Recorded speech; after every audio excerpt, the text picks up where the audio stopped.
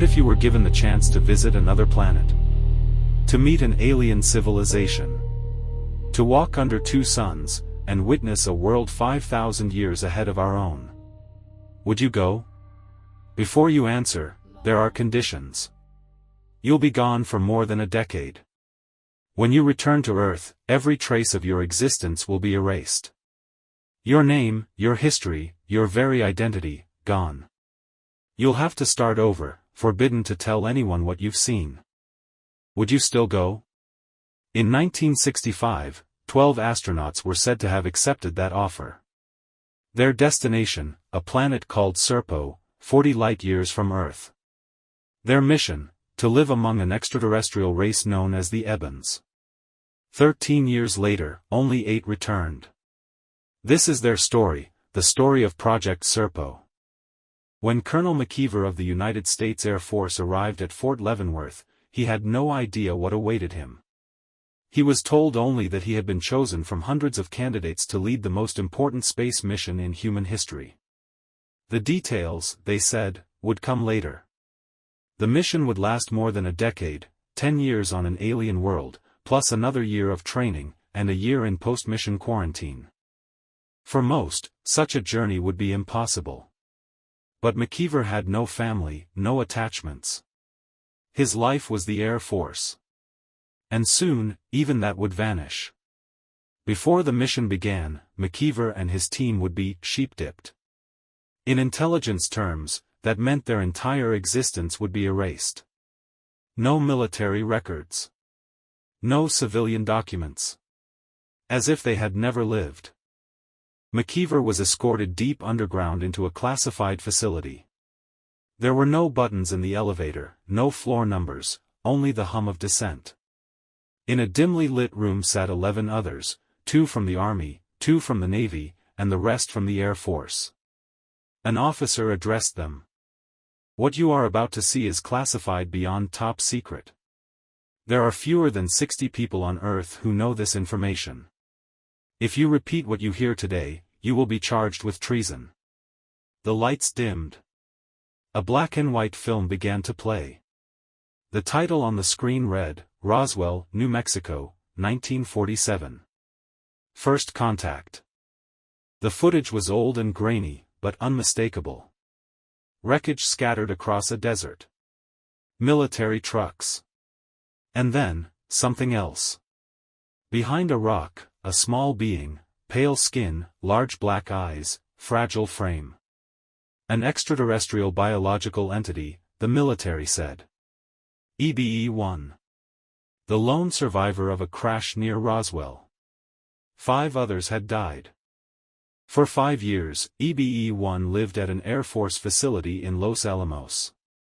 Through gestures and symbols, he communicated with his captors. He revealed that his species, the Ebens, had been visiting Earth for over 2,000 years. When his ship crashed, he believed Earth's new radar systems had interfered with their navigation. From the wreckage, engineers recovered a communication device, alien technology far beyond human comprehension. EBE-1 offered to help repair it, in exchange for the return of his crew's remains. The device was fixed, but his home planet never answered. When EBE-1 died in 1952, the military continued to send messages into the void. Years passed, and then, one day, a reply came. The Ebens wanted their fallen returned. In exchange, they made an offer, a peaceful exchange program. They would assist human scientists, and in return, 12 humans could visit their homeworld. The United States agreed. The mission was given the code name, Project Serpo. The preparation lasted more than a year. Physical endurance, survival in hostile environments, weapons training, medical procedures, linguistics, psychology, and something far more difficult, isolation. One by one, each team member was sealed inside a 7-foot underground chamber for 5 days. No light. No contact.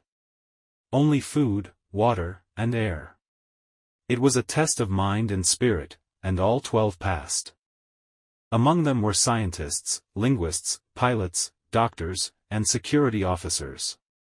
each trained not only in their field, but in Ebon culture and biology. In July 1965, the 12 assembled at Groom Lake, better known today as Area 51. At dawn, the Ebens arrived.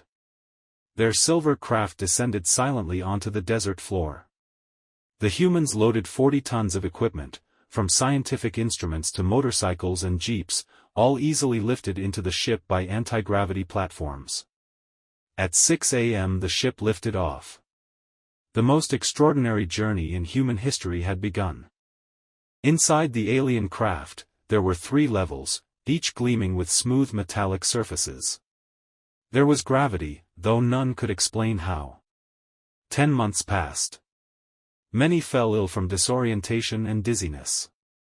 The Ebens offered strange white biscuits and a cloudy liquid that eased their pain instantly.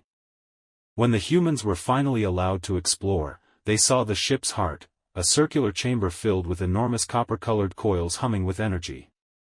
An impossible engine, silent but alive.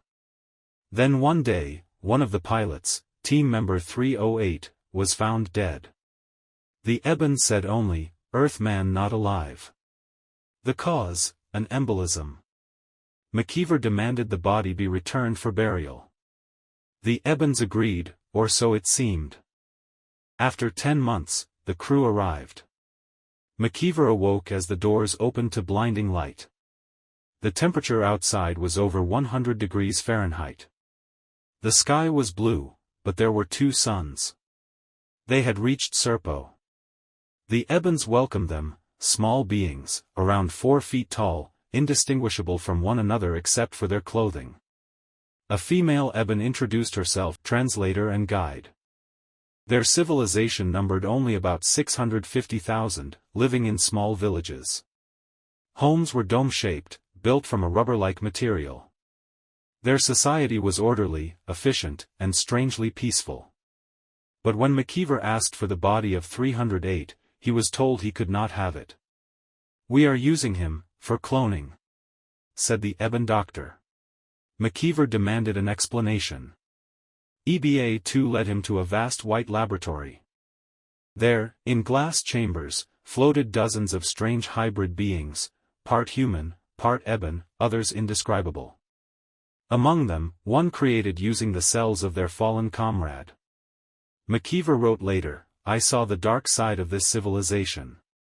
The Ebens are not as humane as we thought." Because of differences in planetary rotation, Serpo's days lasted 40 Earth hours. And under twin suns, there was never true darkness. The humans struggled to adjust. The heat was relentless, often exceeding 120 degrees. Food was bland and chalky, though the Ebens insisted it contained all necessary nutrients. They were vegetarians, but permitted the humans to hunt local animals for meat. Over time, the team adapted. They learned the Eben language, observed their rituals, and studied their technology. The Ebens lived without money, their society functioned on shared labor and resources. A council of elders managed every detail of their lives. But radiation from the twin suns took its toll. Skin burns, fatigue, and illness spread among the humans. Eventually, the Ebens allowed them to relocate to a northern region, where the air was cooler and green vegetation grew. Because of the differences in time perception between the 2 worlds, their planned 10-year stay became 13. When it was finally time to return, only 8 of the 12 made the journey home. 2 had died on Serpo. 2 chose to stay. The survivors were quarantined for a full year. Each was given a new identity and a large sum of money, and forbidden to speak of what they had seen. Most died young, from radiation-related illnesses. Colonel McKeever, the last survivor, retired quietly to Florida. He passed away in 2002. Left behind was his 3,000-page report, detailing every moment of the journey, every sight, every sound, and every secret. No monuments honor him. No medals, no ceremonies. But if his account is true, he led the most extraordinary mission in human history. The story of Project Serpo first surfaced publicly in 2005, through leaked emails from an anonymous government source. Over time, the tale unraveled into chaos, accusations, forged evidence, and claims of a disinformation campaign led by U.S. intelligence agents. Some researchers believe Project Serpo was a Cold War psychological operation, designed to confuse both UFO believers and Soviet intelligence.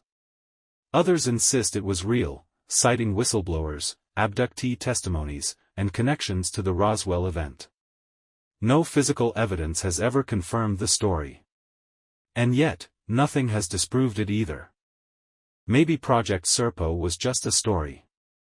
A carefully crafted myth born from secrecy, cover-ups, and Cold War paranoia.